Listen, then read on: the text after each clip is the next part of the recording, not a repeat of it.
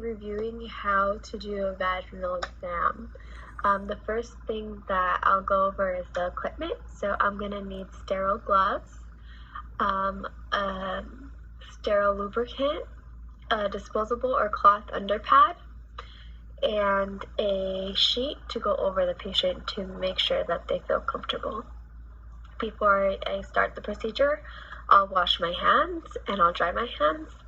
And I'd explain what I'm going to be, or I'll explain and then gain consent for the procedure.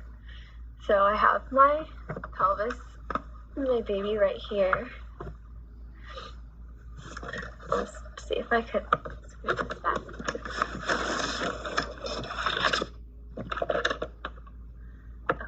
So let's pretend like they have a cloth underneath them. I have this little blanket, so I'll put this over here so we can make sure that they feel comfortable. But before that, before we get them all set up, I would make sure that I talk to them and ask them permission to do this.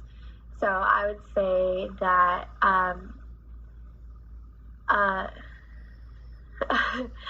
I would ask them if it's okay if we perform a vaginal exam.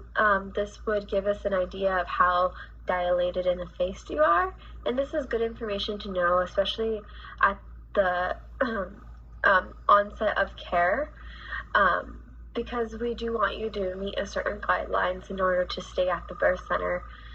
And this is not predictive of how fast your labor is going to go, but this will give us helpful information right now.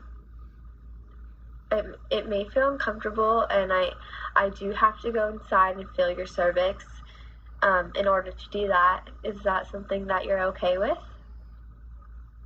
Okay, great. So I'm going to have you lay down in a semi-reclining position, and I'm going to make sure that I put on my sterile gloves.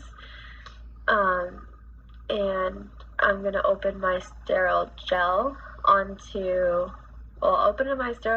the packet, and then I'll put on my sterile gloves. I'm going to go ahead and start the exam. So first, I'm going to go ahead and make sure that I'm getting a visual and I'm not seeing anything that's outside of normal. Once I see that everything is visually okay, I'm going to use one hand to separate the labia. I don't have the little cloth part. I don't know where it went. So I'm going to just pretend. I'm going to separate the labia with this hand. So you're going to feel me touch, and then you're going to feel lots of pressure or some pressure as I go in, okay? At any time, if you feel like it's too much, then we could stop. But you're going to go ahead and feel me touch. Okay, so you feel me touch. Opening the labia, and then I'm putting one finger in first, and then I'm putting in the other. I'm going to put some downward pressure. I'm locating the cervical os. I'm going to note if I feel a bulging bag of water, and then any information about the cervix. So I'm going to note the position of the cervix, effacement, dilation, application of head to the cervix, if the cervix is rigid or stretchy, and I also try to find out information about the baby. Okay, so you're nice and stretchy, that's great. Let me know if it's too much, I could stop. Okay, so I am able to assess a little bit about the baby's head. I feel I could determine the presentation of the babies by feeling the sutures and the fontanelles. I could determine if the baby is acyclitic or if the baby has any type of flexion, or if there's any molding or capit, and what station the baby's at.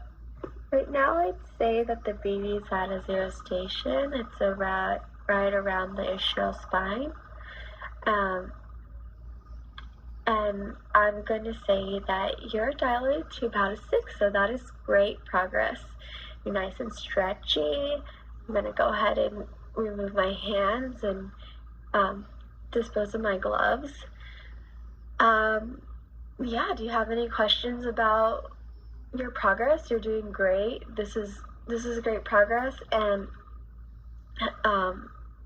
you're good to stay at the birth center, and I just want you to be drinking lots of fluids, taking in nutritionist snacks, walking around. Those are all great things to do right now. But yeah, alrighty.